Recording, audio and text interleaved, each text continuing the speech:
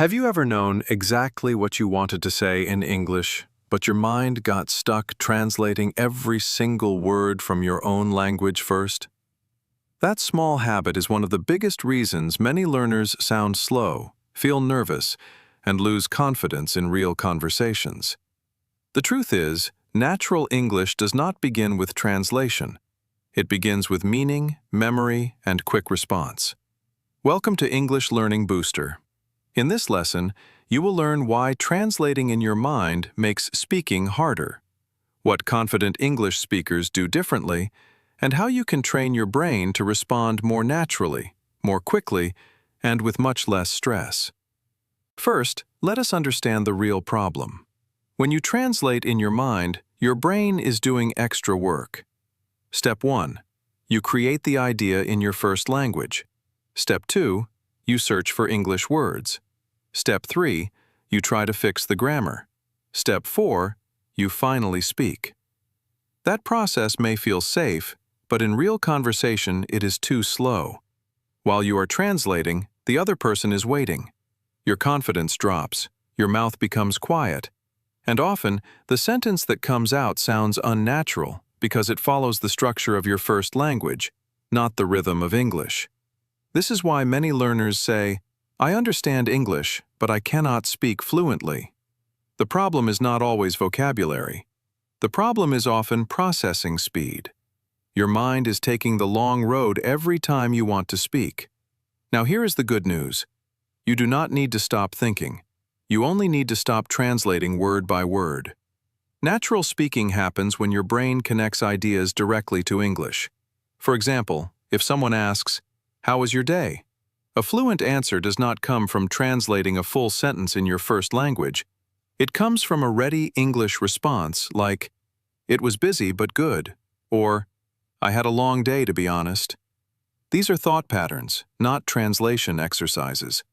So the goal is not perfect grammar in your head before speaking. The goal is fast, clear communication in English. Let us look at a simple example. Imagine you want to say, "I am hungry, but I have to finish my work first."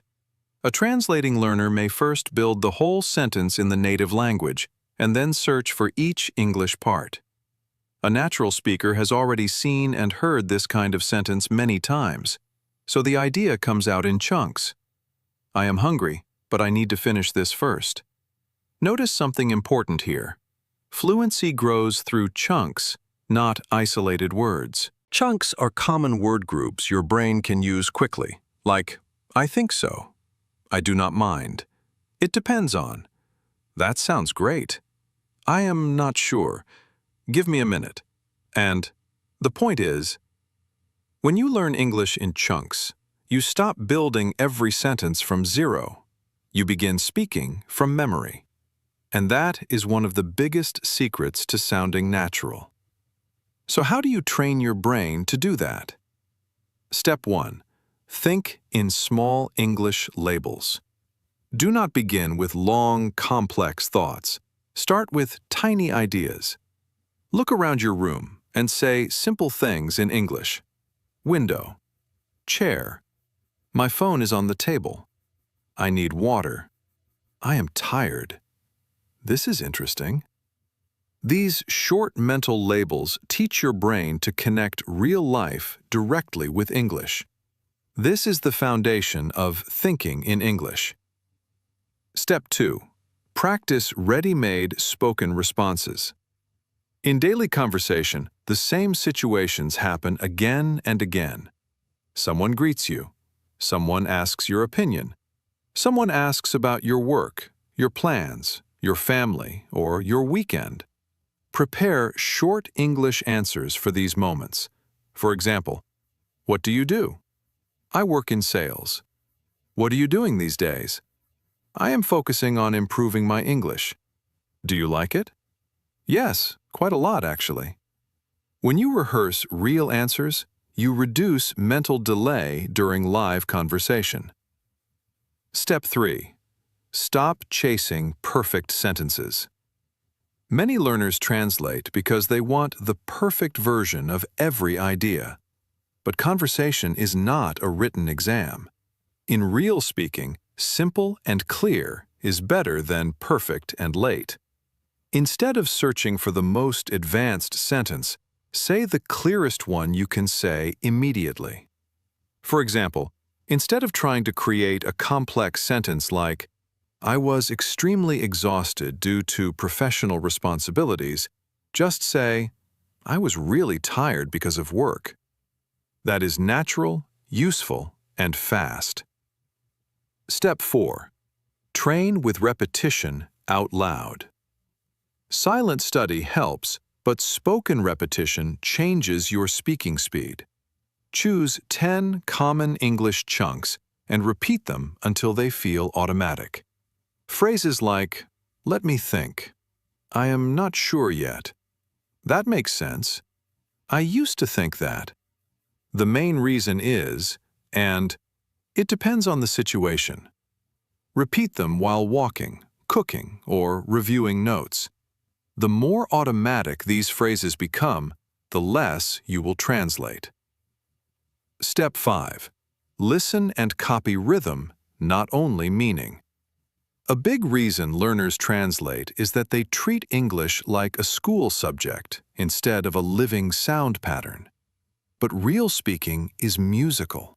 It has rhythm, stress, pause, and flow.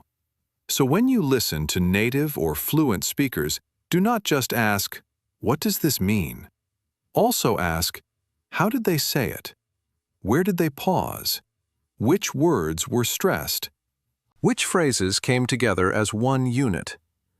This habit helps you speak in patterns instead of translating ideas one word at a time. Step 6.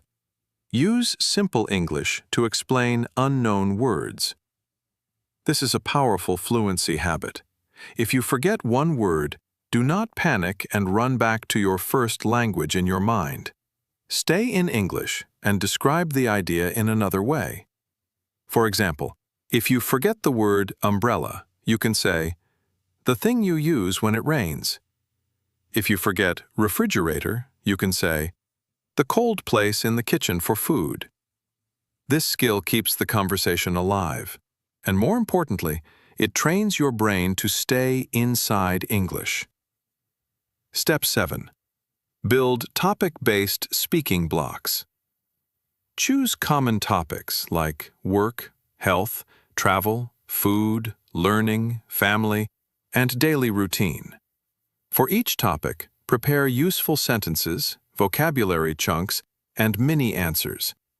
When a topic appears in conversation, your brain will not need to start from zero. It will already have English material ready.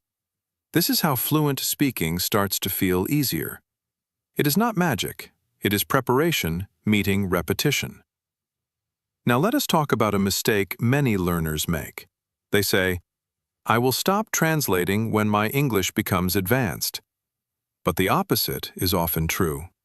Your English becomes advanced when you begin reducing translation now. Even beginners can do this in small ways. You do not need advanced vocabulary to think in English. You only need simple English that you can use quickly and often. Another important point is emotional pressure. Translation becomes stronger when you feel nervous. Why? Because your brain wants safety. It wants more time. It wants control. That is why speaking practice should feel regular, realistic, and low pressure. Start with 1-minute speaking practice. Choose one topic and speak in easy English for 1 minute without switching to your first language. It is okay if you repeat words. It is okay if your grammar is not perfect. The rule is simple. Keep going in English. This builds mental stamina. Let me give you a practical daily routine. In the morning, describe 3 things around you in English. In the afternoon, answer 2 common conversation questions out loud. In the evening, listen to 1 short English clip and repeat some phrases with the same rhythm. Then spend 1 minute speaking about your day only in English. This routine is short, but if you do it every day, your mind will slowly stop waiting for translation. It will begin trusting English more. And trust is a huge part of fluency. You should also notice your personal translation triggers. Maybe you translate more when talking about emotions. Maybe when speaking to strangers. Maybe when using past tense. Maybe when explaining opinions. Pay attention to those weak areas and create small speaking drills for them. If opinions are difficult, practice phrases like, I believe, in my view, from my experience, and the way I see it. If past tense is difficult, practice talking about yesterday, last week, and your last holiday.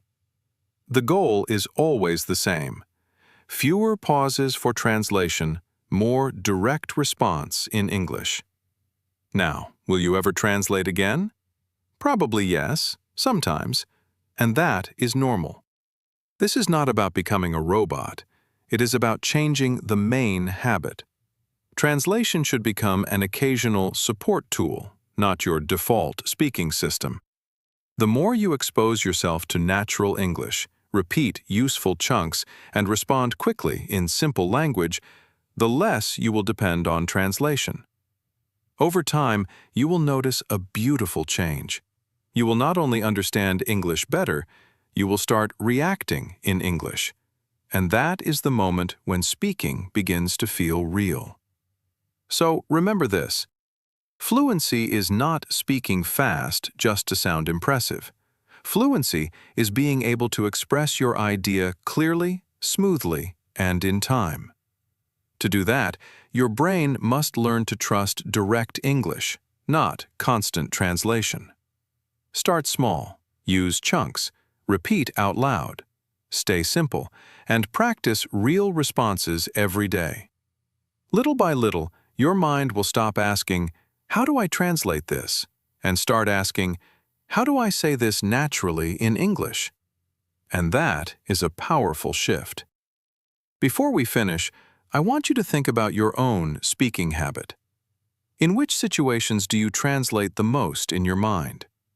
Let me know in the comments, and subscribe to English Learning Booster for more videos that help you speak English more naturally and confidently.